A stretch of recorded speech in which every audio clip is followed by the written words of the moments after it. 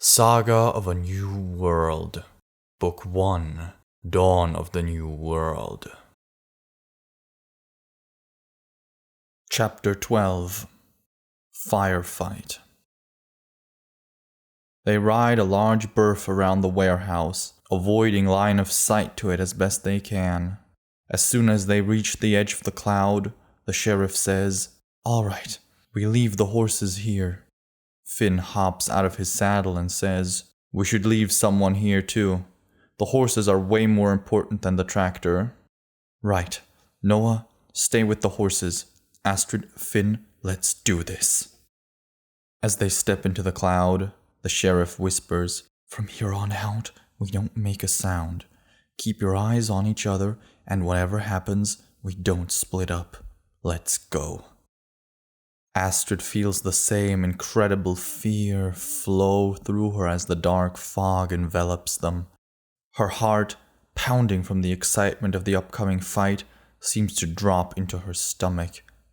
She can see the sheriff turn pale next to her as well. Just like last time, the fog seems to turn thicker as they enter and the world turns darker. It falls onto them, and Astrid feels as though the skies itself is dropping down on her. Even though she's only taken a few steps inside, it's like she's walking through an invisible wall. Every fiber of her being tells her to leave, to turn and run. It's a feeling of fear that Astrid only felt during her last contact with the fog. Only this time, she has to force herself to enter. "It's just a few minutes. It's just a few minutes. Just a few minutes," Astrid tells herself as she forces her legs to walk. Even though the dark mist feels cold, she's already drenched in sweat. Her entire body shivers as though her muscles themselves want to make it as difficult as possible to move forward. Still, seeing the others walk ahead gives her the willpower necessary to soldier on. They move along the buildings. Last time, Astrid had only been inside the dark fog for a few seconds before Ranger turned and walked back out of it. This time is longer. As they move deeper into the dark mass, the fear is joined by a crushing feeling of dread. The air itself is cold, and every breath feels like it takes a bit of her and rips it out as she exhales. Astrid keeps her eyes peeled, even though the fog makes it difficult to see down the street. There is no movement aside from the sheriff and the wafts of mist swirling around them. Behind her, she can hear the dull thuds of Finn's heavy boots and the quiet clicking of Oscar's claws on the hard asphalt. Aside from her own heavy breathing, their footsteps are the only contrast to the silence of the town around them. Her ears almost feel deprived of noise as they search for any sound. The buildings around them are black towers that look frozen in time. The bookstore to their left still has an open sign hanging in the door, almost like a patron could step out of it at any moment. A disturbance in the fog.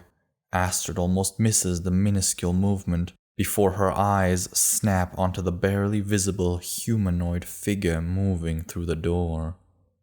She can barely see it against the dark grey fog, but it seems to be made of darkness that has thickened slightly to give it a ghostly black form. As quickly as it appeared, the figure fades back into the cloud.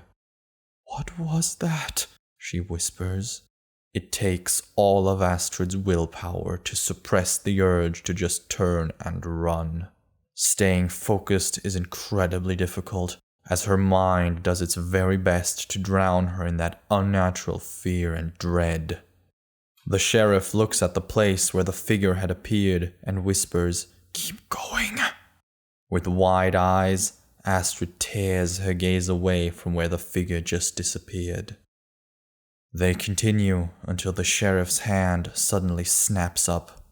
Astrid almost walks straight into the other elf, but freezes in place as soon as she sees what's ahead. There is something standing in the middle of the street, a little over 100 paces away. While the other figure was no more than a barely visible phantom, this vaguely humanoid shape almost looks like a solid mass of black mist. Unlike the slow, random, yet elegant movements of the black cloud around them, the dark mass that makes up the entity's body jerks and twitches randomly as parts of its body dissolve into the fog, only to suddenly snap back onto its core. This core of the creature is made up of shards of some sort of dark gray material that quiver, animated by some unseen force, but still form a single solid body. Its form is shrouded in swirling black fog, but the weird, almost alien movements have an odd and dangerous beauty to them. Astrid can't take her eyes off the quivering form, as it stands between two cars that hide its lower body. Astrid can't tell if it's looking at them, but it doesn't seem like the entity has noticed them. She wants to ask what the hell that thing is, but her mouth is frozen shut.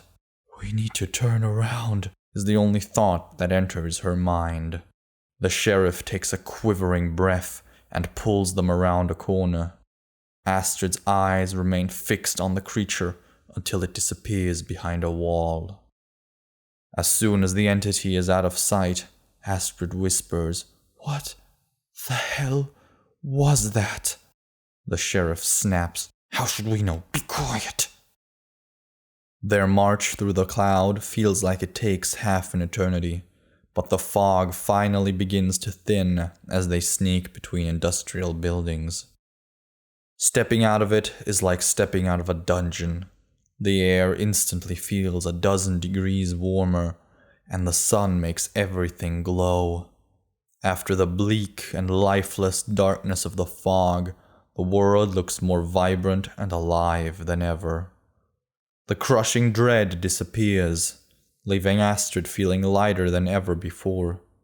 She is still panting, and her clothes are drenched in sweat, but the darkness is behind them. "All right, that's that," the sheriff whispers. "Now let's get that tractor." The large industrial buildings provide good cover and hide their approach. They can see the Dreischel factory building across the road.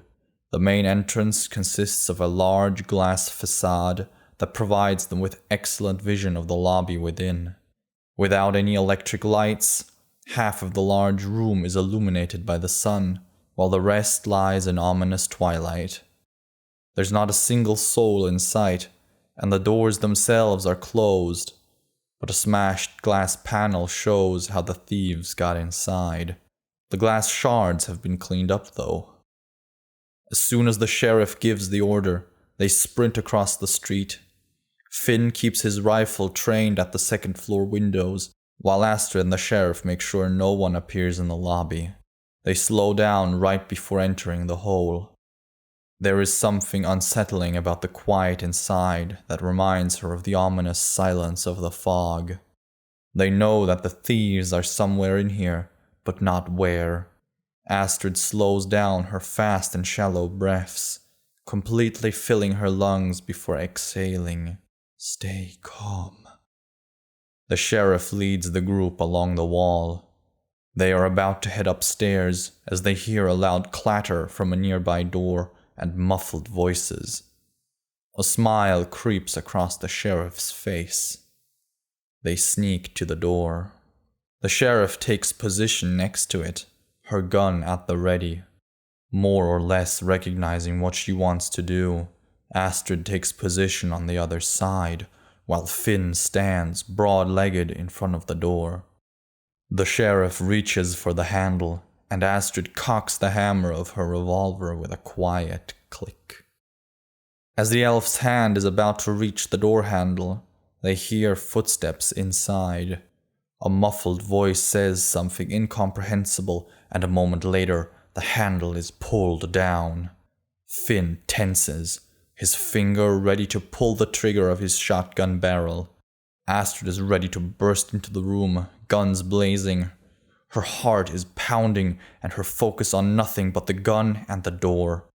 Whoever's on the other side of the door pulls it open, and for a split second, he stares down the barrels of Finn's gun before Finn pulls the trigger. The weapon's shotgun barrel unleashes a cloud of soft steel. The weapon's furious roar rings in Astrid's ears, while the force of the shot kills the man instantly and throws him back into the room. Hearing the shot go off, Astrid does not pay attention and steps through the door first, her pistol raised and ready to shoot anyone else. The sheriff sees her and waits, rather than run into her fellow elf. Through the door, Astrid sees a few red shapes. She steps left to allow the others to enter, and while she does so, she pulls the trigger. The loud shot adds to the ringing in her ears and makes her close her eyes. Screams and the sounds of people moving fill the room. While Astrid opens her eyes again, she hears the sheriff yell, "Cease fire! Cease fire!"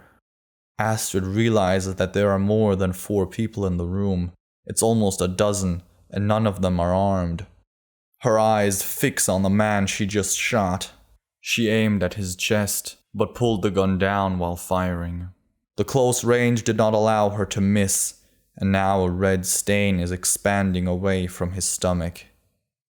The man lies on the ground, twitching. He opens and closes his mouth like a fish out of water, but no sound escapes his lips. The other people scream and stumble over each other to get out of the room. On the other side of the glass wall that separates the workshop from the office they're in right now, someone comes running down a flight of stairs, his hunting boots clanging against the steel steps. Astrid doesn't have time to feel regret or sorrow before the sheriff fires her gun. White cracks explode across the glass wall as the bullet pierces it with a high-pitched crunch. The person behind it dives behind a workbench. "They're down here!" she hears Lucas yell from cover. Above them, an armed man runs along a catwalk with his head ducked. He jumps behind a few boxes and raises his rifle. "Sniper on the walkway!" Astrid yells and sprints through a random door. While another shot goes off somewhere, she finds herself alone in a cafeteria. To her right, a flight of stairs leads up. "The sheriff said my revolver is much better than the weapons if I'm close." With quick steps, she races up the stairs and into another office area. Below her, a dog barks and the sheriff lets out a scream. Finn's shotgun barrel goes off, almost instantly followed by 100 small pings as the pellets ricochet off the steel machinery and strike the sheet metal walls. Astrid can't see the sniper anymore as she runs through the office area to avoid his deadly gaze. She finally reaches another door that leads back onto the catwalk. There he is, standing on the walkway with his rifle aimed down at the rooms below. He's fixated on his scope and hasn't noticed her yet. From behind a table, Astrid takes aim. Her heart is pounding in her chest and her veins are flooded with adrenaline. Hands wet with sweat, she raises the revolver. "Stay calm," she tells herself and looks down the iron sight. The red dot of the front sight aligns with the notch of the rear sight over his chest. There's nothing but the man in front of her and the gun in her hands. Behind her, someone yells, "No, watch out!" Something strikes the side of her head. A white light explodes behind her eyes, and pain fires into her skull from every direction. Her mind is blank, and she instinctively tightens her grip on the pistol. A shot she barely registers goes off. Stunned from the blow, Astrid's body falls sideways, but the adrenaline allows her to regain control in the blink of an eye. As her body falls, she turns to face her attacker. The woman that hit her already lowered the metal table lamp. She expected the blow to knock Astrid unconscious, like they always do in movies. Astrid meets her gaze. The woman's eyes fill with fear, but Astrid doesn't give her the opportunity to raise or drop the lamp. She aims her gun, and without another thought her finger moves back, pulling the trigger. The bullet hits the woman in the chest, throwing her over. With ringing ears, Astrid turns back to face the sniper, but doesn't dare look over the table. Damn that woman! That hunter must have heard all of this. If I look up now, he's gonna blow my head off. What do I do? What do I do? Behind her, the woman makes a gargling sound, causing Astrid to snap her eyes back onto where she lies, gasping and coughing blood. Astrid's head is still pounding like a drum, but after a few short breaths, the pain begins to fade. All right, stay calm. First, I need to get out of here. As quickly as she can, Astrid starts to crawl away, using the tables as cover. The building is quiet. She suddenly realizes that she hasn't heard any gunfire since she shot the woman. The silence concerns her. She doesn't know where the others are. Did one of us die? Or am I the only one left? Astrid risks a quick peek from behind a table and sees that the sniper has disappeared. Her view is limited from her position, but she's afraid to call out. She waits, listening for anything that might give away an enemy's position. After a few moments, she hears someone call out, "Stop! Hold your fire! I want to parley!" It's Lucas, calling out from behind the workshop machinery. "Then talk, dirtbag!" the sheriff yells somewhere from the office space. "No one else has to die, and we don't need to waste our precious ammunition on each other. I'm going to throw you the keys for the tractor, then we're going to leave through the fire escape. We'll never see each other again afterward." A long moment of silence follows Lucas's words. Astrid is too pumped up from the stress of the fight and dulled from the blow to her head to really think about either option. Listening to them talk is already painful enough for her beaten brain. After what feels like half an eternity, the sheriff yells, "Fine!" Astrid doesn't hear the keys fly through the air and hit the ground, but a moment later the sheriff yells, "Now get out of here! I never want to see your faces again!" Astrid hears the fire escape being thrown open somewhere beneath her. Her battered brain takes a bit to realize that the fight is over. "Astrid?" the sheriff calls across the workshop. "Yes?" "Thank God you're alive. Are they gone?" Astrid stands up. Her head spins from the sudden movement, but not enough for her to lose her balance. She stumbles to the window and sees 3 armed men and a boy running across the field.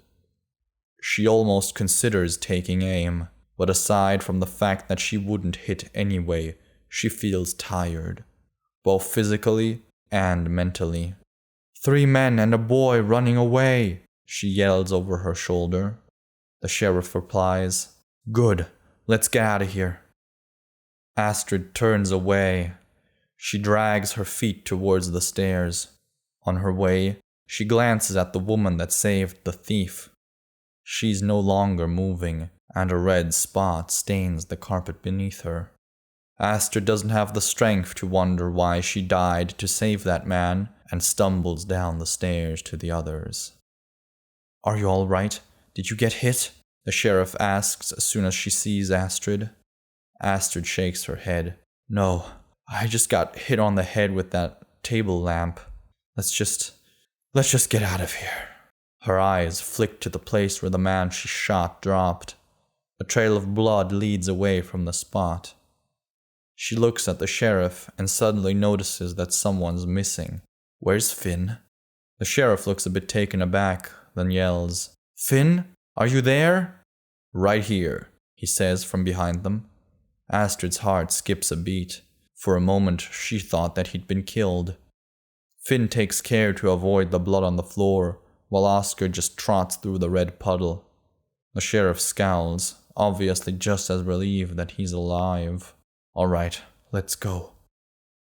"Who were those other people? Why were they with the thieves?"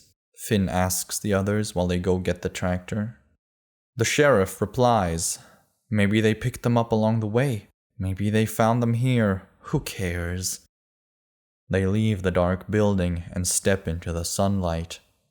The fresh air helps with the massive headache inside Astrid's head. She doesn't know what time it is, but assumes that it must be noon. The other people that were in the building with the thieves have disappeared without a trace, leaving the factory just as abandoned as the fog behind it. Luckily, the red tractor is still there, haphazardly parked in the middle of an empty parking lot, unharmed. Finn runs to it, climbs into the driver's seat, and says, "I'll drive. Could you guys go get the horses?" He turns the key in the ignition, but instead of the familiar roar, the engine lets out a loud stutter and dies. Astrid's heart sinks like a rock. Finn scowls and tries to start the engine again with no success. Ugh, it's out of gas. The sheriff snores. No wonder they gave it up so easily. What do we do now? Astrid asks. The complication causes her headache to worsen. Ugh. The sheriff groans and rubs her forehead. Things just can't be simple, can they? Let's go get the horses before something eats them, then we can look for a gas station. Luckily, Noah and the horses are still exactly where they left them. The sheriff pulls a map out of her vest and opens it. She squints and struggles to read the details of the map. Let's see, the nearest gas station would be here, but it's inside the town. I would prefer not to enter the fog if it can be avoided, so the nearest gas station that's not in a town would be this one. She points at a spot on the map. Noah checks the map as well and says, "Hey Astrid, I think that's the place we met." Astrid also takes a look at the map. She has no idea how to read physical maps, and the tiny texts that describe the towns are very difficult to discern. The only name her dyslexic brain instantly recognizes is the town name, High Rock. It's pretty far, Finn notes. It is, the sheriff agrees, but unless you want to enter the fog, it's not like we have a choice. Astrid doesn't feel like entering the dark fog at all. Riding through the more or less dangerous, but definitely beautiful forest sounds far more appealing than the draining darkness and dread of the cloud. They mount their horses and start making their way towards the gas station. The sheriff tells Noah everything that happened at the factory. Once she's done, she turns to everyone and asks, "Was it the right call to let them go back there?" "Absolutely," Noah replies. "There would only have been more bloodshed, nothing more." The sheriff shakes her head. The knowledge that these criminals got away unpunished while several innocent bystanders died in the crossfire, it just feels wrong. The man and woman she shot come to Astrid's mind, but her headache reminds her that at least the woman wasn't an innocent bystander. "Exactly," Noah says. "We should have just started with diplomacy instead of going in guns blazing. It should feel wrong that we killed those other people for no reason other than that they were in the wrong place at the wrong time." Astrid shakes her head. "I shot an unarmed man, but we thought there were armed people behind that door. What were we supposed to do?" The sheriff nods. "Exactly. Imagine if we hadn't breached like that and they'd been armed. There is no point in thinking about it." Noah's mouth falls open. "What do you mean there's no point in thinking about it? What we did was illegal, Sheriff. We performed an illegal operation and killed several unarmed people. If this were any other situation, we would be put on trial for manslaughter, if not actual murder, and probably a dozen other things." The sheriff looks angry as she says, "You said it. If this were any other situation, we would have called in special forces that would have taken care of this. I also wouldn't have tits, and there wouldn't be monsters running around. We also wouldn't be riding through the forest to get diesel for an ancient tractor. So that's that." Noah shakes his head and looks away.